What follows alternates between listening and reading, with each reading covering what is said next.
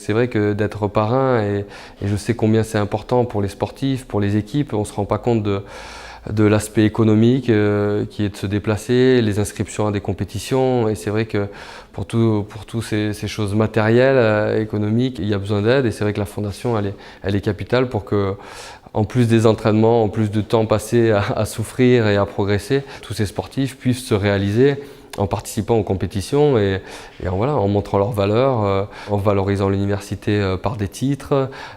Et donc ça, c'était capital pour moi d'être parrain, parce que c'est un juste retour des choses, je trouve. J'ai été aidé et j'espère que beaucoup le seront à leur tour. Donc c'est des études qui ont duré à peu près 6 ans au lieu de 3, où on a dû aménager en fonction de mes entraînements surtout et des matchs. Donc j'y allais quand je pouvais, mais j'étais quand même dispensé d'assiduité, ce qui me permettait, avec des camarades qui étaient sympas, de photocopier les cours, de prendre éventuellement des cours de rattrapage à différents moments de l'année et de passer les partiels un peu à la carte, des fois en même temps que les autres, des fois directement en rattrapage en septembre, ou des fois avec des sessions complètement aménagées.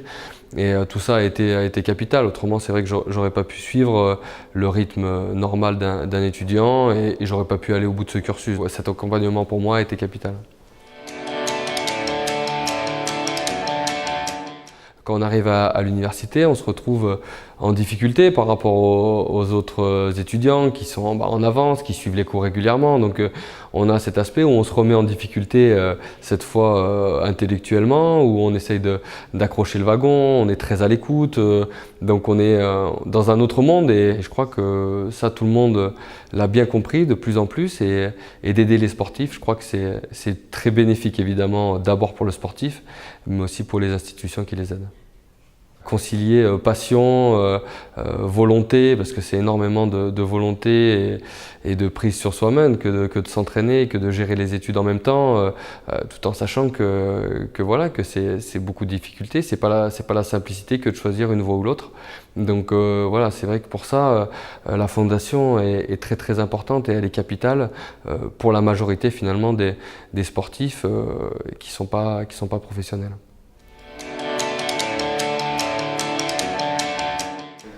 J'ai eu la chance d'être en cours avec Pablo, qui fait partie de l'équipe de France de rugby handisport, et qui m'a fait découvrir un peu ce milieu-là, et découvrir que le sport de haut niveau, c'est aussi le sport handicapé.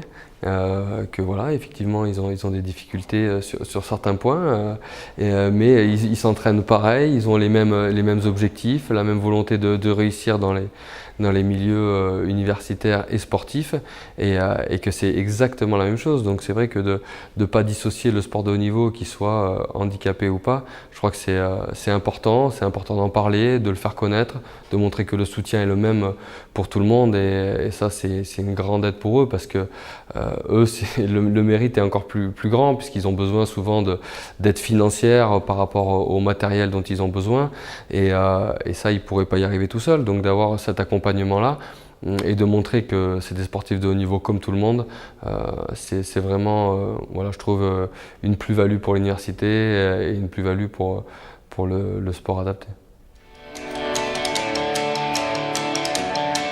On développe Team One Asia parce qu'en fait, on a eu l'opportunité de faire travailler tous les expatriés qui sont à Hong Kong. Il y en a beaucoup qui ont des grosses sociétés et qui sont très attachés au rugby. Et du coup, en fait, on vient d'ouvrir un bureau à Hong Kong, ce qui va nous permettre de faire de l'événementiel là-bas, de faire des stages rugby, de faire les premiers matchs de rugby à Hong Kong entre clubs français et clubs étrangers. Et puis eux vont venir sur des tournois à destination, des choses comme ça. Donc voilà.